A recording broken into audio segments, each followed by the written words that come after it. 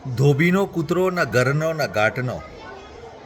એટલે આપણી ગુજરાતી કહેવત છે ને ઘણા બધા આપણે એમ સમજીએ છીએ કે કોઈ મેળ વગરનો રહેવું એમ. આ ગુજરાતી કહેવતો શેના ઉપરથી પડી હોય? ધોબીને ને કૂતરાને કંઈ વ્યવસાય સાથે લેવા દેવા ખરી? ઘાટ ઉપર કૂતરા માટે કંઈ ખાવાનું હોય તો ધોબીનો કૂતરો ના ઘરનો ને ઘાટનો, આવું આપણે આ કહેવતને વ્યવહારમાં આપણે વણી લીધી છે.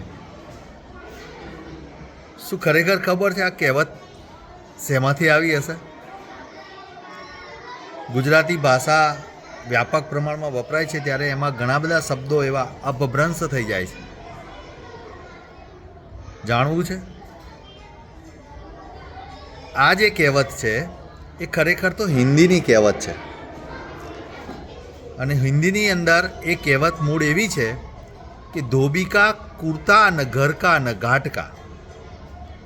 ધોબી કા કુર્તા ન ઘર કા ન ઘાટ કા. ધોબીનો કૂતરો નહીં, કુર્તા. કુર્તા મતલબ એને પહેર્યું હોય એ. એટલે કહેવત કેવી રીતે પડી હશે?